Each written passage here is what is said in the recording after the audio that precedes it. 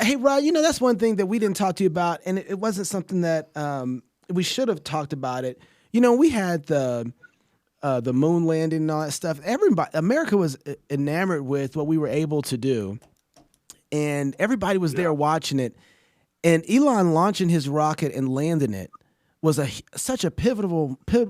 Oh my goodness, pivotal moment in American history. We don't grasp that. Can you put that into context for us a little bit of how fantastic that was, and the implications of what that means?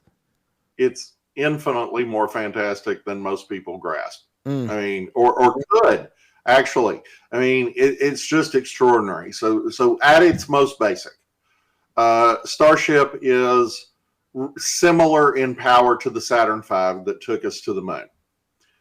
The catch is that the Saturn V, being fully expendable, drops off huge chunks of itself all the way to the moon and all the way back.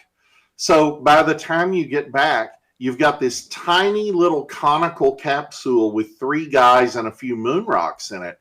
And that's all that's left. And even that can never be reused. Okay, Starship is 100% reusable. Yeah. The part that would go to the moon, or the part that would go to Mars, or the part that could literally go anywhere in the solar system, anywhere, is big enough to carry 200 people. Not 3, not 7, 200. Wow. And this opens up some extraordinary possibilities. So, of course, you launch Starship into space. The reason he catches it with Mechazilla is because he wants the thing to land, immediately get moved back onto the pad, then take another Starship, stack it on top of the thing, and relaunch the whole thing in an hour. In an hour. Oh my gosh. Now, back in the 70s, we were promised that the space shuttle would be usable every couple weeks. And it turned out that was more like once a year. And that's the best reusability we've ever seen. Starship is going to be hourly launchable. And some of the things you're going to launch on that super heavy booster are tankers that go up and refuel the actual Starship that can carry all these passengers or tons of cargo or whatever you want. And by refueling it in orbit, it can leave our orbit completely full and go completely anywhere. It's just extraordinary. Now, let's say instead of going to space, you wanted to go from New York to London. Well, that's you a passenger rocket ship that gets you to London in 23 minutes. 23 minutes. Whoa. It's unbelievable. Cheaper than an airliner. Yeah. Wait, it gets better. He isn't building 1 or 2. He's gearing up to build several thousand. Well, what are you going to do with all of that? Well, certainly colonize Mars. He's very serious about that. But you're also going to sell a bunch of them to the Pentagon. And now we're able to land an armored division anywhere on planet Earth in 40 minutes or less. What? And supply it from Texas.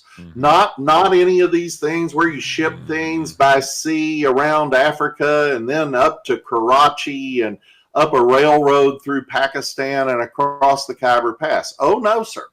You're going to supply, let's say you were in Kandahar. I realize we gave that to the Taliban. But if we were in Kandahar, you just resupply it in under an hour straight from Texas. No problem. So, now you might have a little bit of a missile defense issue so that, they don't get shot down. But, that's going to be a very difficult thing for the Taliban or any of the kind of enemies we normally fight to ever pull off. They're not shooting these things down. So what this represents is absolute total global and solar system dominance. Wow. And specifically for the United States. And it's just insurmountable. And this is part of what I've been saying to you guys and anybody else who would listen. I made a big deal of this at Tim Bouchong's conference a few weeks ago. Don't know if y'all saw anything about that. And you should have had me at Fight, Laugh, Feast, and I could have talked about it there. Oh, we will. The bottom line here is America, if it is lost, is not going to crumble. It's going to become immensely evil and powerful. And you will be poorer if you're not in a camp, which is probably where you and I will end up. But, lots of your viewers probably won't end up in a concentration camp or anything. But a lot of them probably will if they go full totalitarian. Yeah. But it doesn't matter, because the people who stay out and live poorer are still going to be part of an immensely rich country that is used totally to dominate the world through wickedness. And they will have power to do things that no one's even imagined before outside of the wildest science fiction. So we've got to head that off, because the other side of that is, if you beat them, and it looks like we held them off tonight, so praise God for that. If that's true, if we buy some time for the good guys to rally and the Great Awakening to come, we're on the precipice of a golden age like nothing the world has ever seen. I mean, the only thing you could compare it to is 1500, when the Spanish are coming across the Atlantic in tiny wooden ships and begin to carve a civilization out of the wilderness.